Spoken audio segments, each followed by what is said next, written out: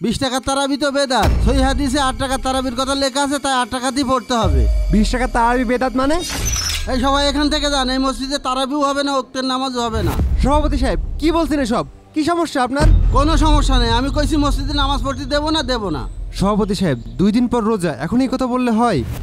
আমি ওসব কথা জানি না, এই মসজিদে আমার বাপের জায়গায় করা, আমার কথা না শুনলে মসজিদে নামাজ পড়তে দেবো না।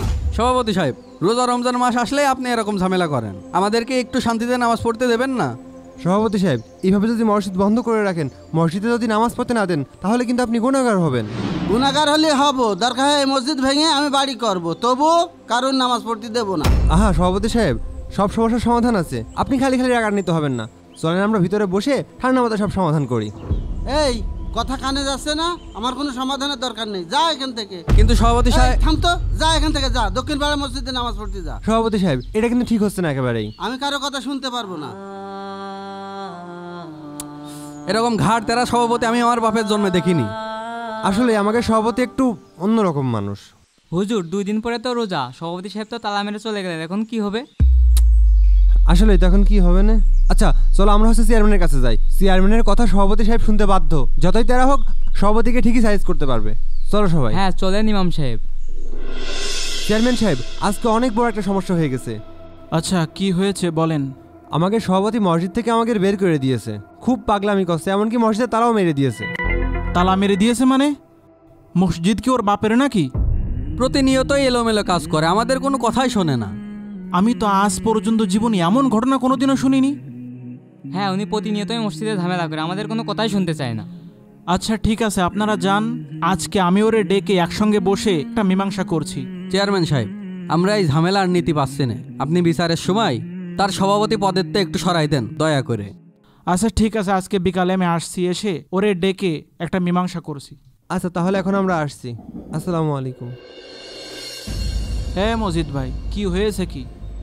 মসজিদে তালা মেরে দিয়েছেন কেন? আমি মসজিদের সভাপতি, আমার সিদ্ধান্ত কেউ মেনে নেয় না, আমি তো তালা মারবই। আচ্ছা আপনার সিদ্ধান্তে যদি ভুল থাকে তাহলে তো সেটা কেউ মেনে নেবে না। আপনি মসজিদে তালা কেন মারাছেন আগে সেটা বলেন। চেয়ারম্যান সাহেব তাহলে শুনুন। এই শোনেন সবাই, সামনে রোজা, আমি তারাবির জন্য হুজুর ঠিক করেছি। সভাপতি সাহেব আপনি তারাবির জন্য হুজুর ঠিক করে ফেললেন, আমাদের তো কিছু জানালেন না। আমি হুজুর ঠিক করেছি তা আপনাকে জানাতে হবে কেন? আপনি গত বছর একজন হুজুর ঠিক করেছিলেন, যার তেলাওয়াত একদমই শুদ্ধ ছিল না। শোনেন ইমাম সাহেব, আমার সিদ্ধান্তে ভুল ধরতে আসবেন না।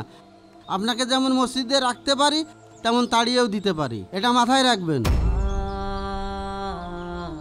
বলছিলাম সভাপতি সাহেব, গত বছর তো 20 টাকার তারাবির নামাজ হয়েছিল, এই বছর কয় রাকাত হবে? এই বছরেও তারাবির নামাজ হবে 8 রাকাত।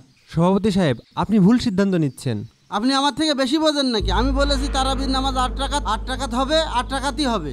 সভাপতি সাহেব আপনার বোধহয় এমন সিদ্ধান্ত নেওয়া ঠিক হচ্ছে না। আমরা প্রতিবার 20 টাকার তারাবি পড়ি, এই বছরও 8 টাকাত 12 রাকাত না 20 টাকার তারাবি পড়বো ইনশাল্লাহ। আমি কখনো ভুল সিদ্ধান্ত নিই নে।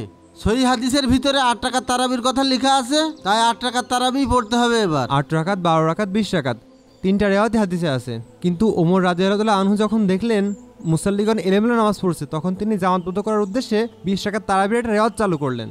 20 টাকার তারাবি তো বেদাত। সহিহ হাদিসে 8 টাকার তারাবির কথা লেখা আছে, তাই 8 টাকা দিয়ে পড়তে হবে। 20 টাকার তারাবি বেদাত মানে? দেখেন সভাপতি সাহেব, আপনি দিনের গভীর জ্ঞান অর্জন না করে এভাবে মাসালা দিতে পারেন না। কি বললেন? আমি মূর্খ? আমার বাবার মসজিদে আমি কাউকে নামাজ পড়তে দেব না, দেখি কিটা টাকায়। সবই তো শুনলাম, কিন্তু আপনার এভাবে মসজিদ তালা মারা একেবারেই উচিত হয়নি। আর ইমাম সাহেব তো এমন কিছু বলেনি যে আপনার মসজিদ তালা দিতে হবে। চেয়ারম্যান সাহেব, আমি এই মসজিদের সভাপতি, আমি কি করব কি না করবো এই 2 টাকার ইমামের কাছে শুনে করতে হবে আমার। মজিদ ভাই আপনি কিন্তু ভুলে যাচ্ছেন, সে কিন্তু এই মসজিদের ইমাম। ইমাম অর্থ হচ্ছে নেতা। আপনি সভাপতি ঠিক আছে, আপনি যে কোনো সিদ্ধান্ত নেওয়ার ক্ষেত্রে অবশ্যই ইমাম সাহেবের সঙ্গে পরামর্শ করবেন। ইমাম সাহেব আপনি বলেন, তারাবি 8 রাকাত নাকি 20 রাকাত? চেয়ারম্যান সাহেব হাদিসে 8 টাকার তারাবি পড়ার কথা এসেছে, 20 টাকার তারাবি পড়ার কথা এসেছে। তবে আল্লাহ রাসূল সাল্লাল্লাহু আলাইহি সাল্লামের ইন্তেকালের পরে হযরত ওমর রাদিয়াল্লাহু আনহু সবাইকে বিচ্ছিন্নভাবে নামাজ পড়তে দেখে এক জায়গায় করে 20 টাকার তারাবির একটা রেওয়াত চালু করেন। তাই আমাদের উচিত জামাতবদ্ধ থেকে 20 টাকার তারাবি নামাজ পড়ার চেষ্টা করা। আর তারাবি নামাজ হচ্ছে সুন্নত নামাজ, নফল নামাজ, যত বেশি পড়বেন তত বেশি সওয়াব।